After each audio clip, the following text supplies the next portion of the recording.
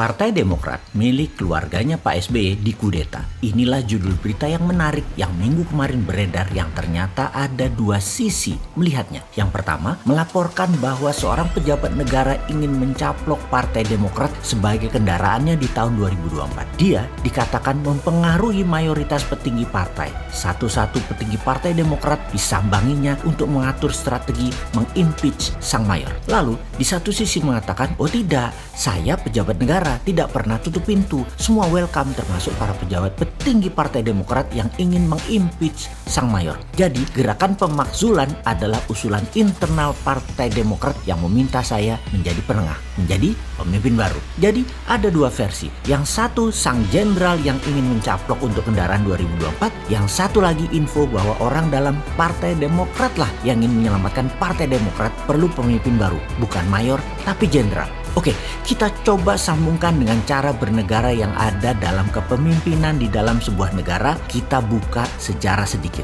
Kita mengawalinya dengan sejarah. Kita menengok sejarah ketika krisis keuangan di tahun 1929 di Amerika yang membuat the Panic of 1930. Money supply dan aktivitas ekonomi turun drastis. Endingnya resesi dunia, the Great Depression. Di saat itu, Indonesia pejabatnya adalah Gubernur Jenderal H.J. de Graaf yang demi mengendalikan stabilitas ekonomi di wilayah Indonesia, negara jajahannya, mereka atau dia merilis Vergader Verbod, agen rahasia dengan misi rahasia, yaitu mengamankan situasi ekonomi dan mengamankan situasi negara. Agen rahasia dikerahkan untuk menjaga stabilitas, untuk menggebuk organisasi radikal non-kooperatif. Sekarang di tahun 2021, krisis pandemi COVID-19 semakin gawat dan akan semakin tidak terkendali kalau banyak organisasi nakal yang tidak sejalan dengan arahan pemerintah. Banyak yang menduga aktivitas ekonomi global akan runtuh, akan mengancam Indonesia. Virus mengakibatkan krisis multidimensi.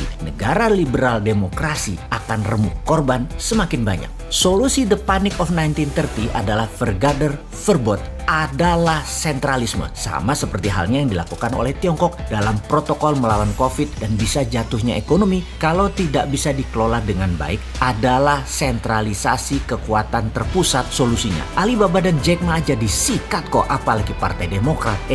Beda negara. Pemerintah Indonesia agaknya mengadopsi metode sentralisasi ini. Omnibus Law dan Pilkada 2024 bisa dikatakan solusi tepat adalah solusi sentralisasi. Dan hal ini bisa difahami, sangat bisa dimengerti. Tahun 2022 ini tahun momentum yang penting. Bangkit dan hancurnya pemerintah ditentukan di situ. Tidak diadakan pilkada dan semua wilayah yang hampir 250 kabupaten kota hingga tahun 2023 akan menggunakan PLT, kepala daerahnya. Adalah cara untuk membangun struktur sentralisasi, memudahkan negara merespon krisis pandemik dan paniknya ekonomi. Sentralisasi eksekutif dibarengi konsolidasi legislatif, DPR harus seirama dengan pemerintah. Karena sejak awal COVID hingga saat ini pemerintah sedang menghadapi bahaya besar jika tidak bisa mengendalikannya. Karena itu setelah FPI maka Partai Demokrat dianggap berpotensi tidak nurut. Terbelah dua saat ini Partai Demokrat tersebut. Ada yang dianggap membangkang setengah kader Partai Demokrat, dalam hal ini yang dikategorikan elemen non-korporatif di bawah mayor. Yang lainnya mau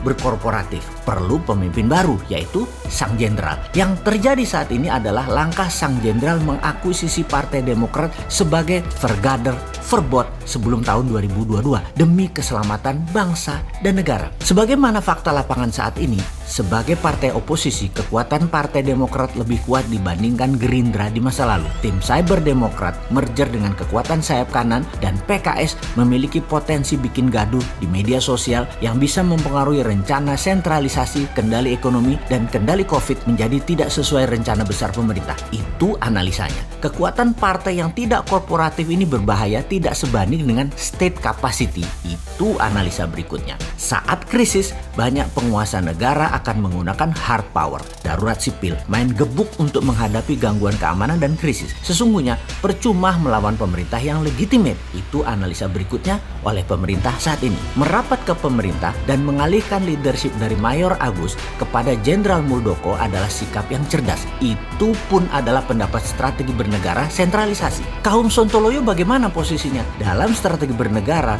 Bosman selalu menyikapi dengan penuh pelajaran seperti informasi informasi kali ini karena semuanya niatnya baik. Mungkin caranya yang kurang berkenan dari satu sisi. Dan apapun itu sebagai pemerhati cara bernegara, tugas kita sederhana, yaitu memintarkan rakyat agar paham bernegara untuk dapat mengambil sikap yang terbaik. Salam NKRI garis lurus.